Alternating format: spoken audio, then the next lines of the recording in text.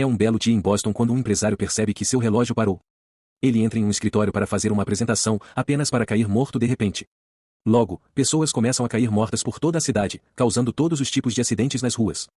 Mais tarde, na Universidade de Chicago, o geofísico Josh está ensinando seus alunos como as frequências sonoras funcionam. Ele é interrompido por 2 agentes do FBI, que o levam para Washington DC em um jato particular. Eles também trazem um amigo e colega de Josh, Serge, um especialista em armas nucleares. A dupla vê uma sala cheia de corpos e o general Thomas explica o que aconteceu antes. Josh conclui que todas as pessoas que caíram mortas tinham pacificadores, o que Thomas confirma. Ambos os cientistas asseguram a ele que o que quer que tenha feito isso não pode matar humanos saudáveis e Thomas os descarta, não compartilhando mais nenhuma informação. Em Londres, uma criança percebe um pombo morto no chão antes que mais e mais pássaros comecem a cair, morrendo ao atingir veículos ou prédios. Os que ainda voam estão perdendo o controle, batendo em janelas e machucando pessoas. A multidão entra em pânico e corre para se esconder enquanto o caos toma conta da cidade, causando muitos acidentes de carro e até mesmo fazendo um ônibus cair.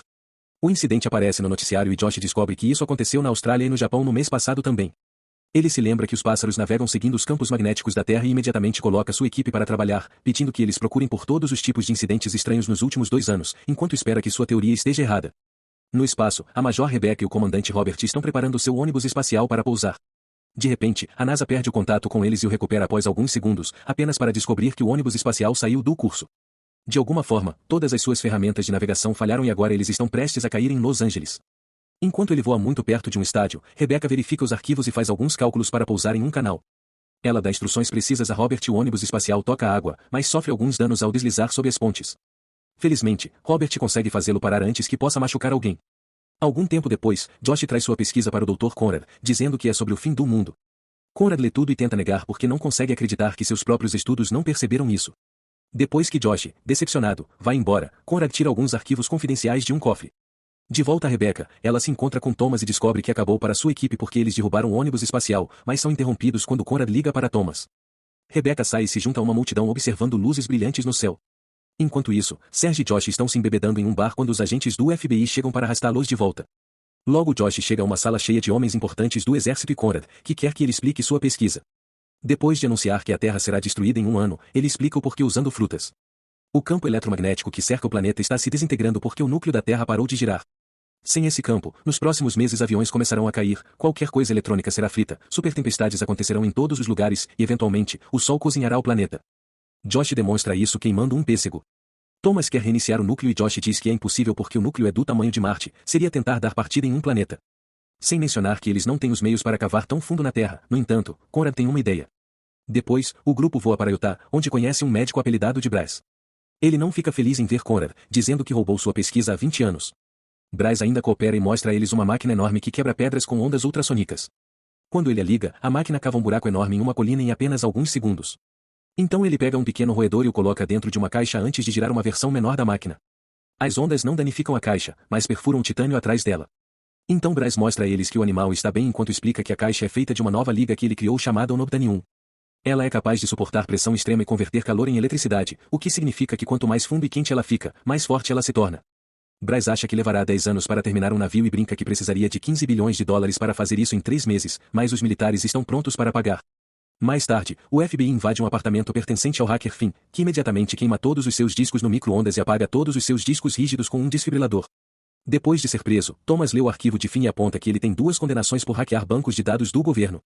No entanto, eles se oferecem para não mandá-lo para a prisão agora se ele trabalhar para eles controlando as informações que vazam na internet para que seu projeto seja mantido em segredo.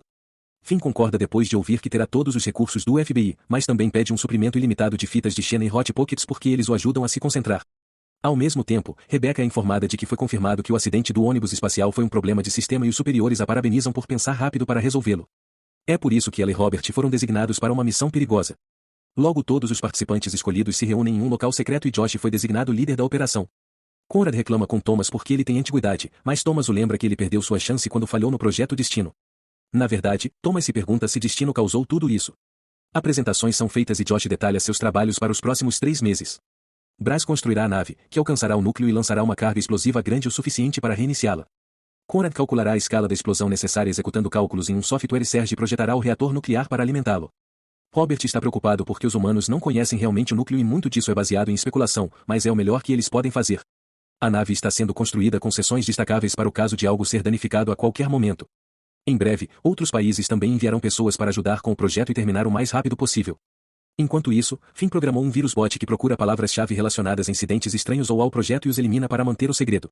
Depois que eles têm o primeiro protótipo de navegação, a equipe da missão começa a fazer testes, mas eles sempre falham porque não conseguem se dar bem e discutem sobre quem deve dar ordens. Mesmo enquanto todos estão descansando, Rebecca continua praticando como pilotar a máquina e fica frustrada sempre que ela cai. Robert a apoia, lembrando-a de que ela é talentosa e que liderança é sobre fazer boas e mais decisões. Uma tarde, a equipe percebe uma super tempestade de raios chegando e Finn confirma que ela está aparecendo em todo o mundo. Em Roma, os eletrônicos começam a falhar e a dar choques em qualquer um que os toque. Um raio começa a atingir a cidade e destrói o Coliseu, fazendo com que as pessoas entrem em pânico e corram enquanto ele atinge vários prédios e estátuas ao mesmo tempo. Depois de alguns momentos, a cidade não passa de ruínas em chamas. A equipe começa a trabalhar mais rápido e mais arduamente para terminar o projeto. Quando estão prontos, voam para o Pacífico Sul, onde chove muito. Bryce nomeia o navio de O Virgil em homenagem ao poeta que levou Dante pelo inferno na Divina Comédia. A tripulação embarca no Virgil e, após uma curta contagem regressiva, o navio é finalmente lançado no oceano. Os primeiros quilômetros correm suavemente e a tripulação descobre que as baleias estão cantando e nadando ao redor deles. Os tubos de ressonância do navio vibram, então, tecnicamente, eles estão cantando para as baleias. De repente, o navio começa a tremer por causa de um terremoto subaquático. Rochas começam a cair e atingir a nave, mas a tripulação fica nessa área porque a crosta é fina aqui. Eles aceleram o Virgil conforme ele se move, mas se preocupam que os lasers não tenham poder de pressão suficiente para disparar. Felizmente, eles fazem o movimento certo no último segundo e o gerador finalmente acende, atravessando a crosta do núcleo externo sem problemas. A nave logo é cercada por magma, mas o Noctanium é tão bom quanto Bryce prometeu e o calor não os machuca. Agora seus sistemas estão funcionando totalmente e os cons estão em contato com a base. O Virgil começa a cavar e a tripulação calcula que eles têm cerca de 15 horas para chegar à fronteira entre o núcleo interno e externo. Todos estão animados e fascinados pelas luzes, mas logo Conrad e Bryce estão discutindo novamente. 12 horas depois, eles notam algo estranho na tela. Eles não sabem o que é, mas isso vai bloquear o caminho deles. Josh percebe que é um espaço vazio, o que eles nunca levaram em conta, então o computador não sabe como lê-lo. Antes que eles possam formar um plano, o Virgil atravessa aquele espaço vazio e destrói um monte de cristais antes de ganhar ainda mais velocidade. Então ele pousa no chão, deslizando por ainda mais cristais por um tempo até ficar preso. As câmeras parecem estar bloqueadas também, então a tripulação não tem escolha a não ser ir para fora. Os homens se vestem e deixam a nave, descobrindo uma vista fantástica criada pelos cristais. Eles começam a trabalhar para quebrar o cristal que está bloqueando a nave, mas naquele momento o magma começa a cair de cima e fazer com que pedaços de cristal chovam sobre eles. A equipe trabalha o mais rápido possível, mas a ferramenta de corte começa a perder oxigênio, então Josh a conecta ao seu próprio traje. Isso permite que a equipe termine de cortar o cristal, mas também faz Josh entrar em colapso. Rebecca consegue ativar o Virgil novamente e a equipe carrega Josh para dentro. Naquele momento, um grande pedaço de cristal cai na cabeça de Robert, matando-o instantaneamente antes que ele caia no magma. A equipe não tem tempo para lamentar, eles devem continuar. Enquanto o Virgil continua cavando, Josh é cuidado na enfermaria. Ele está um pouco fraco, mas, de resto, bem. No segundo dia da missão, a equipe começa a preparar as armas nucleares e se certifica de que elas estejam sincronizadas. Há coisas pretas enormes à frente da nave e Conrad percebe que são diamantes gigantes. Rebecca pilota o Virgil com o máximo de cuidado possível, movendo-se entre os diamantes para cruzar a área. A princípio, parece que eles estão fora em segurança, no entanto, quando eles estão quase indo embora, um diamante danifica a última parte da nave que contém os temporizadores de detonação. Josh e Bryce imediatamente correm para fora daquela seção, mas Serge fica para pegar os temporizadores e suas anotações. A porta está prestes a fechar e Josh tenta ajudá-lo, porém Serge lhe entrega os objetos e diz para ele soltar. Josh insiste em salvá-lo e pede mais tempo a Rebecca, mas Bryce o arrasta para fora do caminho. Após alguma hesitação, Rebecca ejeta a seção de danos da nave e Josh mostra na tela como o metal se dobra e esmaga Serge, matando-o. Enquanto chora, Josh verifica as anotações de Serge e encontra um desenho de seu filho e uma foto de família. Furioso, ele mostra as páginas para Rebecca e a insulta, no entanto Rebecca garante que já se sente culpada o suficiente e o lembra que Serge morreu para que pudessem salvar sua família. 35 horas se passam desde o lançamento e a nave finalmente se aproxima da interface central. O Virgil passa por isso muito suavemente e por um segundo a equipe sorri com a visão, no entanto, a nave logo obtém um enorme salto de velocidade que continua ficando mais rápido. O núcleo parece ser muito mais fino do que eles estimaram, o que significa que a explosão não se espalhará o suficiente para reiniciar a rotação. Conrad anuncia que eles falharam e que eles devem ir para casa, então ele chama Thomas para ativar Destiny. Seu nome significa Deep Earth Seismic Trigger Initiative e é capaz de enviar ondas de energia eletromagnética que podem desencadear terremotos e erupções vulcânicas. O resto dos trabalhadores e a tripulação estão confusos e irritados porque informações foram mantidas em segredo deles, e Josh fica ainda mais irritado quando percebe que foi o exército que fez o núcleo parar ao testar aquela arma. Ele acha que Destiny desestabilizará o núcleo e destruirá o planeta mais rápido. Thomas o cala dizendo que tem permissão do presidente, então Josh negocia, ele quer chegar ao núcleo e tentar outra coisa, e se eles falharem, eles podem atirar em Destiny. Conrad protesta porque isso mataria a tripulação, mas Rebecca e Bryce apoiam Josh. Ignorando as ordens de Thomas, Rebecca faz a nave avançar e Conrad começa a gritar tanto que Bryce lhe dá um soco para nocauteá-lo. Na base, Finn descobre que os raios ultravioleta do Sol finalmente encontraram um buraco no campo eletromagnético da Terra. Isso chega a São Francisco, fervendo o oceano e matando os peixes. Os carros esquentam rapidamente e a ponte Golden Gate começa a quebrar até se partir em dois. Dezenas de veículos imediatamente caem no oceano, matando seus motoristas. A cidade também pega fogo e logo toda a costa oeste fica apagada. Temendo que o país não tenha energia suficiente em algumas horas, Thomas decide que eles devem lançar Destiny mais cedo. Finn envia a Josh uma mensagem codificada oferecendo sua ajuda e Josh pede que ele desacelere Destiny. Muitos hacks depois revelam que Destiny está no Alasca, mas Finn está tendo problemas para entrar em seus sistemas por causa da forte segurança cibernética e isso deixa em lágrimas. Na nave, Josh e Bryce continuam repassando cálculos para resolver o problema.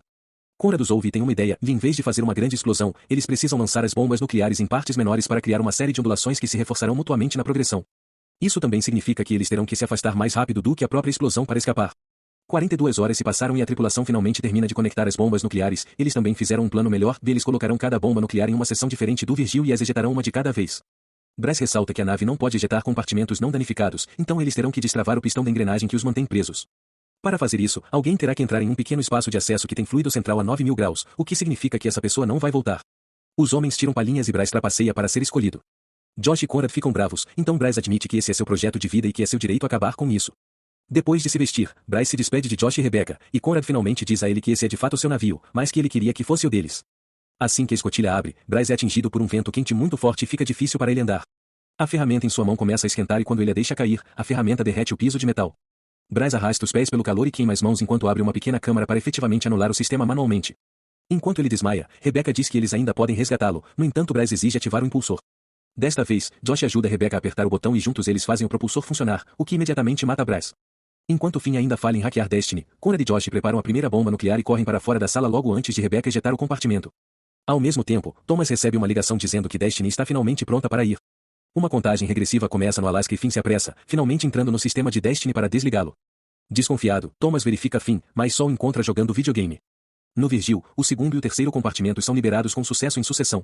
No entanto, quando eles estão prestes a fazer o quarto, eles percebem que há um erro nos cálculos e que precisam de mais poder explosivo do que pensavam. De repente, as naves fazem uma curva fechada e a bomba nuclear cai em cima de Josh, prendendo-o contra a parede. Rebecca explica que eles foram atingidos por um clarão de energia, então ela não pode mantê-los no curso por muito tempo. Conrad tenta mover a bomba nuclear, mas ela é muito pesada, então Josh diz para ele ir embora sem ele. Naquele momento Rebecca corrige o curso e a nave balança novamente, fazendo a bomba nuclear cair e Conrad bater a cabeça contra algum móvel. Então a bomba nuclear rola em sua direção, prendendo suas pernas. Agora é a vez de Josh tentar ajudá-lo, no entanto, a bomba nuclear continua pesada, então Conrad empurra Josh para fora da porta para salvá-lo. Durante os últimos segundos, Conrad usa a câmera para dizer a Josh para usar o reator da nave para tornar a última bomba maior. Quando o compartimento é ejetado, a bomba nuclear rola para fora, mas é tarde demais para Conrad escapar. Josh corre para desligar a energia e pega algumas correntes para remover o reator, porém as correntes quebram.